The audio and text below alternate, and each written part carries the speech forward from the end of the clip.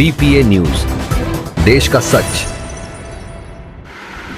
Krishna super speciality hospital Kanpur में doctor Sakina जहां consultant nephrologist द्वारा गहन चिकित्सा इकाई आईसीयू में central line associated blood stream infection CLABSI की संक्रमण दर को कम करने के लिए एक सतत चिकित्सा शिक्षा कार्यक्रम CME का आयोजन किया गया, जिसमें डॉक्टर सकीना ने बताया इस तरह के संक्रमण से कैसे लड़ा जाए, कौन सी एंटीबायोटिक दी जाए और किस तरह की सावधानी बरती जाए। इस पर विशेष चर्चा हुई। आगे भी इसी तरह के सेशन किए जाएंगे। इस अवसर पर मुख्य रूप से आईसीयू प्रभारी डॉक्टर विजय चौरसिया, सभी रेजिडेंट डॉक्टरों, आपातकालीन चिकित्सा अधिकारी, आईसीयू स्टाफ और शीर्ष प्रबंधन स्टाफ ने प्रशिक्षण कार्यक्रम में भाग लिया। आइए देखिए ये विशेष रिपोर्ट कानपुर से।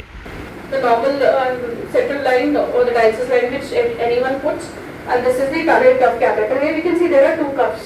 Solution antibiotic locks. They are totally focused on hubs. Also, while insertion, I would also always recommend that to these hubs should be soaked in betadine or some antiseptic solution. Then, when we give heparin to the patient for anticoagulation, then that needle may be contaminated, the heparin vial may be contaminated. Then finally the catheter insertion site, the dressing may be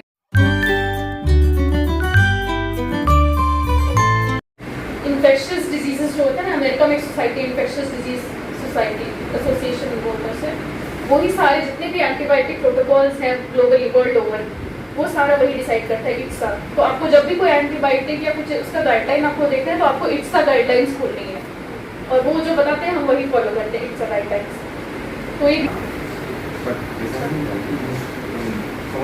तो यहाँ पे भी हमने किया है ना, gentamicin तो डाला है ना, अमीकासिन डाला है।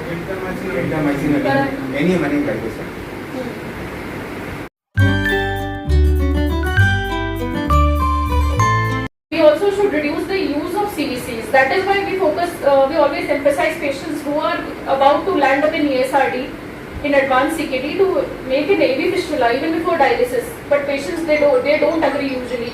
Mostly in this part of the world, patients they still are in a lack of they still cannot believe that they are going to be dependent on dialysis. They have this lack of insight. So this is the reason why we focus on creation of AV fistulas in time, because that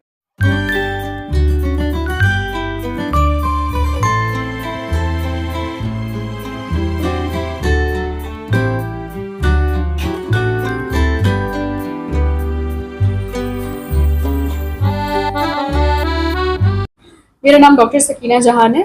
मैं DNB nephrology हूँ और Krishna hospital में full time nephrologist हूँ। आज हमने एक छोटा session लिया था जो कि आईसीयू में जो सेंट्रल लाइन और डायलिसिस लाइन जो जब हम डालते हैं उसमें जो ब्लड स्ट्रीम इन्फेक्शंस होते हैं और जिसका रेट काफ़ी बढ़ रहा है पूरे इंडिया में और कानपुर में खास तौर से, उसके बारे में हमने कुछ डिस्कशंस किए हैं स्टाफ से और बाकी डॉक्टर्स से, और किस तरह से हम उन इन्फेक्शंस का रेट कम कर सकते हैं, किस तरह से हम उचित एंटीबायोटिक्स यूज़ कर सकते हैं, उस पर छोटा सा हमने आज CME करा था और आगे भी करते रहेंगे।